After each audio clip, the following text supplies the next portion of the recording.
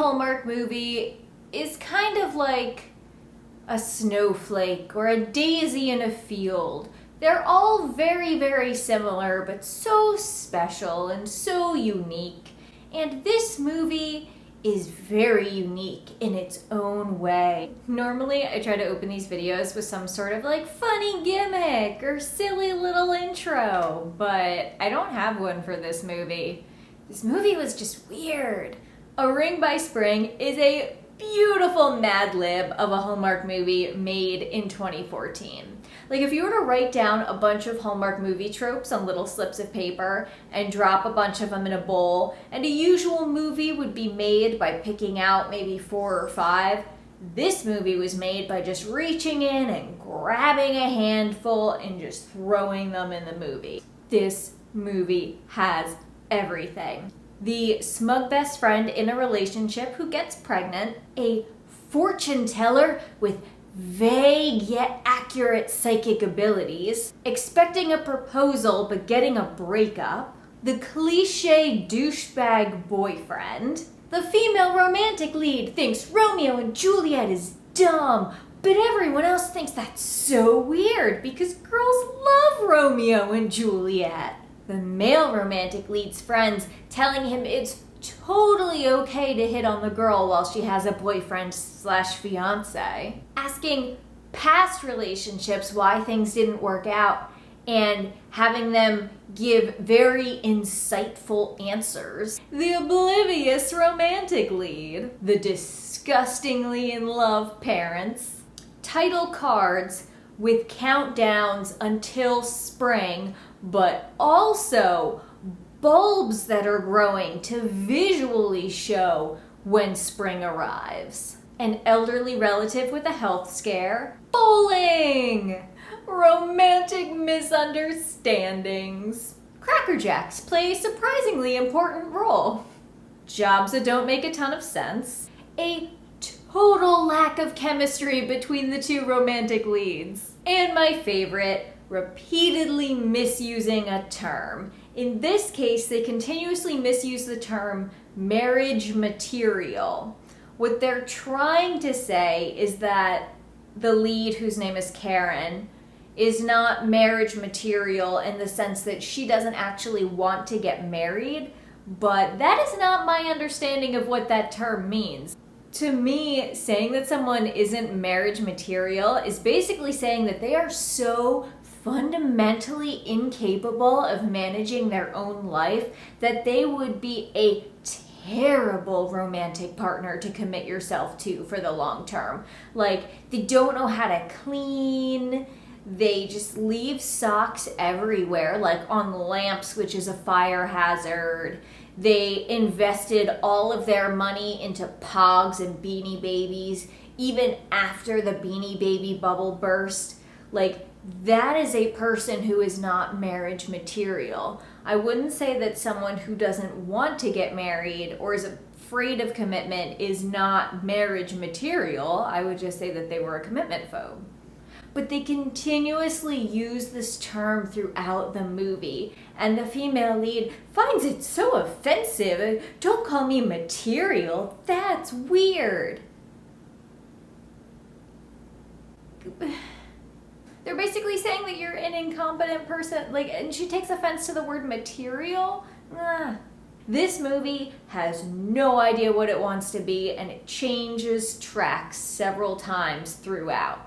The plot of A Ring by Spring is kind of messed up. I don't really know where to start because there's a lot of different things happening at once.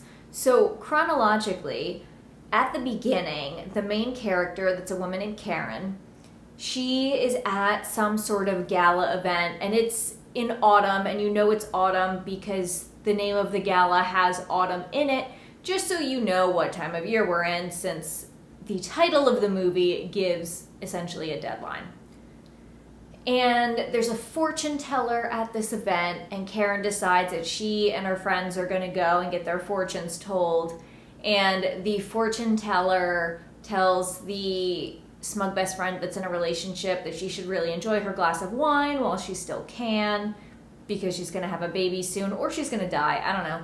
And the fortune teller tells the friend-zoned male best friend that he needs a bigger boat. And she doesn't really explain what that means. Like, it's a Jaws reference, and they get that. But she's just like, you're gonna need a bigger boat. And he's like, all right. And then it's time for Karen's prediction, and the fortune teller gets super intense and tells her, you will get a ring by spring, or you will never marry. And it's like, damn. And then the movie fast forwards to January. And the smug best friend is pregnant, and the friend-zoned male best friend somehow got like a large collection of records or whatever, and he has a store, and he realizes that now he's going to need a bigger store. So they both realize that their prophecies have come true, and Karen's like, I don't even remember mine, you guys are silly. And they happily remind her, like, no, your prophecy is that you need to get a ring by spring or you'll be a spinster. And Karen's in a relationship with this guy named Bryce, who starts out the movie just like fine. He wants to get married, but he thinks that Karen doesn't want to get married, and she really doesn't. And so he decides to break up with her when she thinks that he's actually going to propose, which I feel like is a logical choice. Like, if you want marriage and children and like a family and that whole life, and you're with somebody who doesn't want those things, then yeah, it makes sense to break up with them. I don't know if on the camera you can hear just one of the cats losing her mind upstairs, running around. Meanwhile, Karen is like a business consultant, and she starts working for this company run by a man named Tom, who is the male romantic lead of this movie. And her job is to figure out why their sales have leveled off. Like, it's a successful company, but for the past 18 months, like, their numbers haven't been increasing, and they want to know why. She's working there. So Karen's working with Tom, and meanwhile, she's trying to figure out her romantic life and why she's not marriage material, which is, again, the continued misuse of that phrase. That's not what that means. They're using that term wrong. So, of course, Tom starts crushing on Karen, and Karen is totally oblivious. And then she makes this weird choice to start talking to all of her exes to figure out what went wrong there. And the thing that's the weirdest to me, so Karen decides to start talking to all of her exes to figure out what went wrong in her previous relationships. That these guys were crazy about her, but why didn't they commit? The weird thing to me is that when she contacts all of them, they're like so happy to meet up with her. Clearly none of these relationships ended poorly. There was no like cheating or fighting or horrible argument where people said terrible things. Like, they all had just kind of ended and just went their separate ways, and now they're meeting up for like dinner and lunch and whatever. And when she talks to the guys, they all give these really insightful and helpful answers as to why the relationships didn't work out, and point out things about herself that she didn't realize. So she's able to take that information and kind of internalize it and realize, wait a minute, I think I do want to get married. I think I do want to have a family. So at this point in the movie, I thought, okay, she realizes that she does want a serious relationship. She does want to get married. And we see Tom, who's a good guy, who's interested in her. And he's working to improve himself. Like, he was a little bit immature and juvenile. And you see him, starting to wear button-down shirts and aftershave and taking himself a little bit more seriously as an adult. So you see him kind of building himself up. And you think, all right, so Karen and Tom are now going to work towards building a relationship. And since she's only working with him temporarily, at the end of her consultancy, like, there will be a declaration of love and they'll get together and it'll be before spring and blah, blah, blah. No. She instead runs back to Bryce, the guy who dumped her when she thought that he was going to propose. She runs back to him, says, I am marriage material, and then they get engaged. All right. And that reaction I had, this face, that is the reaction that all of the other characters in the movie had too. Her friends, her parents, they were all baffled by her sudden decision to get back together with Bryce and go immediately towards planning a wedding. It's weird and doesn't make any sense. So she's working on planning her wedding to Bryce, and everyone's just going along with it because they don't know what else to do. You realize that even though she's discovered that she does want to get married, she still has this view of marriage as a sacrifice. And there's this weird series of visions she has where I wouldn't call them visions. No, maybe they are visions. There's this weird series of kind of hallucinations that she has where she sees Bryce in different places in her apartment, theoretically in the future. And I don't know, I guess that's supposed to make us realize that she doesn't want to be with him and she's horrified of that vision of the future, but it's just like Bryce in the kitchen, drinking coffee, like Bryce sleeping. It's not Bryce doing anything weird or horrific.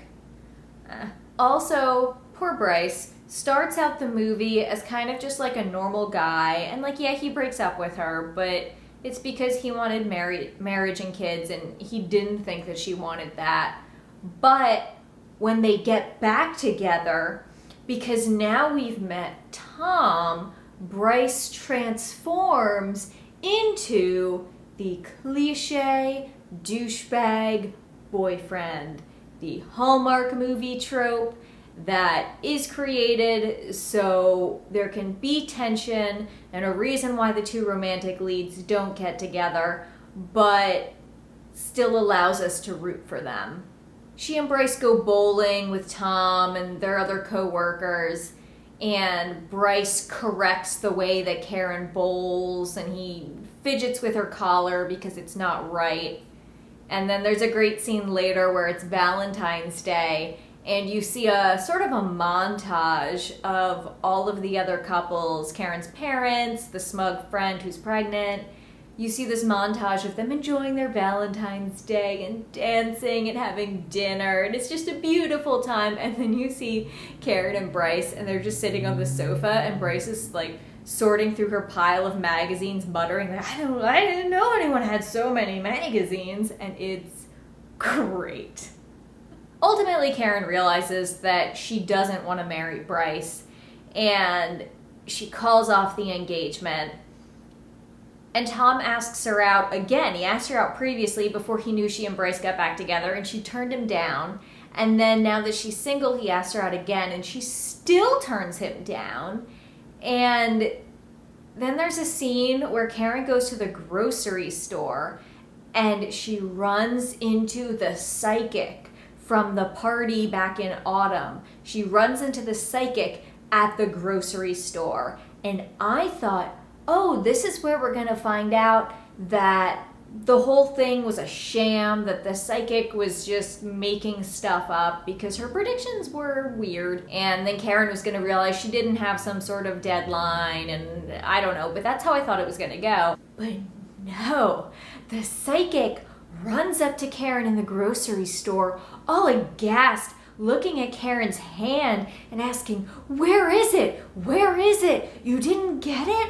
Where is it? And Karen does not recognize her because the psychic's not in her, gypsy psychic garb. She's just like in a coat with her hair down at the grocery store. She doesn't have that weird pseudo-Russian accent anymore. And Karen's like, do I know you? And then the psychic, I guess, realizes she's being creepy and just says, never mind, and leaves all frustrated and weird. And then the psychic jumps in her car, starts driving off, and Karen chases down the car, and the psychic is all irritated and abrupt. And I thought it was kind of great. Like, if I was a psychic and I was tormented by these completely mundane visions of other people's lives, I would also be really irritated with them. Like, I already think people are idiots, but if I could see the future and the results of potentially poor choices, I would be even more irritated than I already am, which feels impossible, but would likely be true. And Karen tries to tell the psychic, no, I accepted that I'm never gonna get married and be alone forever. And the psychic is just mad. That's not what I said. I just saw you get a ring, you didn't get it, and I'm sorry. And the psychic actually refunds Karen's $10 that she paid for the reading back at that party because the psychic is just so flustered and angry about this whole thing, and then speeds off, and Karen is left standing there in the street like, what happened? And then she goes to meet Tom and their other coworkers for bowling, and she's like really upset and crying for some reason. And Tom comforts her, and then he gives her a box of Cracker Jacks, which they've shown Cracker Jacks throughout the movie. People have been eating them. Maybe this movie was sponsored by Cracker Jack. I don't know. If I ran Cracker Jack's marketing, I probably would also sponsor a Hallmark movie because that's a great business plan. Anyway, so she's upset at bowling. Tom gives her his box of Cracker Jacks, and then he goes to start bowling, and Karen reaches into the box of Cracker Jacks and she pulls out a little plastic ring, and there's this beautiful moment where Karen starts getting emotional over the little plastic ring, and she looks up at Tom, and I guess in that moment she realizes, oh, it was you all along. And Tom just looks back at her, and you see him mouth the word, what? And she just keeps getting like all worked up, and he seems really confused, and everyone's just bowling. And then she gets up and runs to him and says, it was you! I'm sorry, it took me so long to realize it. And he's just going with it. And then they kiss and the movie is over. Alright.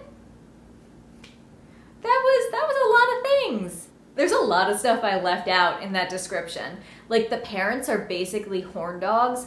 There's a scene where the parents are dancing in their living room, and Karen is basically like watching them, and it's supposed to be a scene where she's kind of seeing how strong their love is and how well they interact.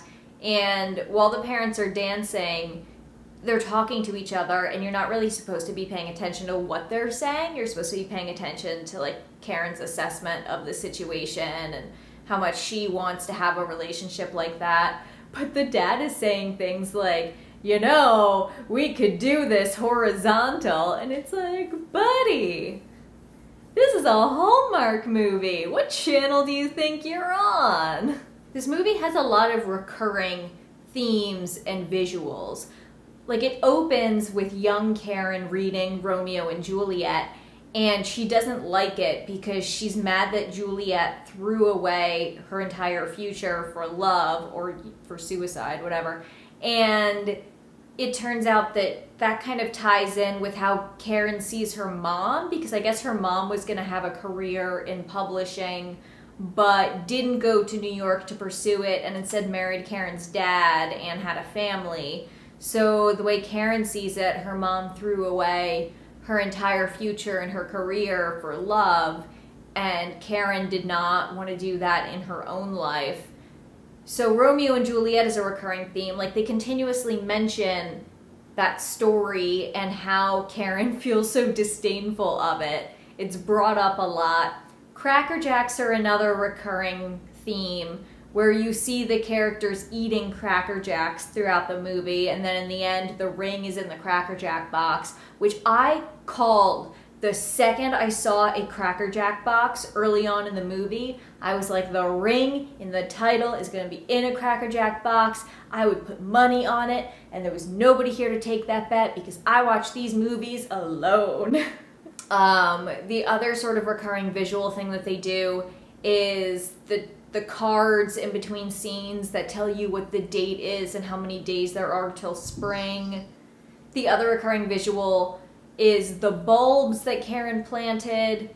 She planted them in the autumn, so as the bulbs grow, you know it's getting closer to spring, and then when the plant is bloomed, it's springtime.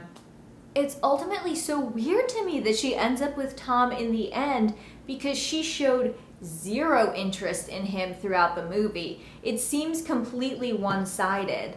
Like, he makes it obvious that he's interested in her from the get-go. When they when they first meet, he's kind of looking longingly in her direction, and he works on improving himself to be more of an adult and to kind of be worthy of her, and he's pining after her, and other characters are noticing, but because of her relationship, he's maintaining a respectful distance. But then when she's meeting up with all of the exes, there's the romantic misunderstanding where he thinks that she's got like a lot of boyfriends, but she's like, no, I have no boyfriends. And you see his feelings. Oh, Tom straight up asks her out twice, and she turns him down with answers that, to me, do not indicate that maybe she has feelings for him, but this just isn't the right timing. To me, they're answers that you give when you do want to stay friends with somebody, but you definitely don't want to go out with them. Like, you are so great, and if things were different, I would consider it, but they're not different, they're this way, so I'm gonna shake your hand and drive off. Maybe she shouldn't have gotten together with Tom in the end. Maybe she should have just found the ring in the Cracker Jack box. She got a ring, it's the first day of spring, the prophecy is fulfilled, movie ends. And then leave it open. Open for potential sequels. Make it a trilogy. Yeah, create a Ring for Spring cinematic universe with different movies for each season that continue the story. Like A Plumber for Summer, A Call by Fall. What rhymes with winter? There's no other jewelry items that rhyme with seasons.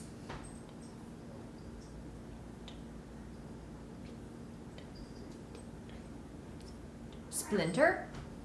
A splinter by winter? The movies get weirder as time goes on.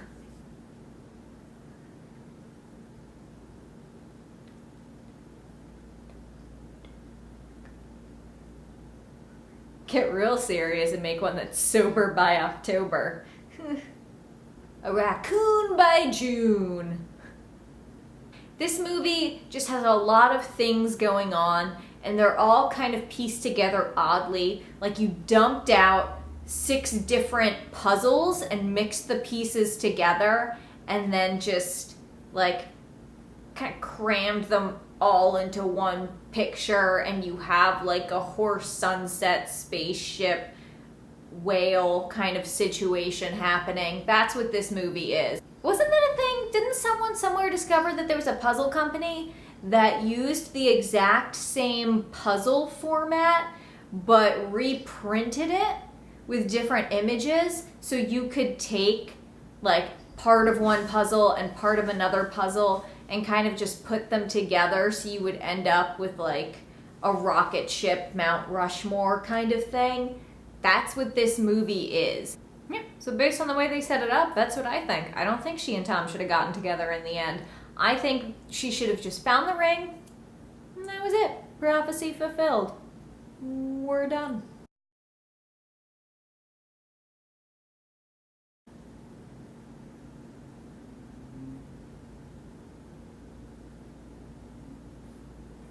Die by July.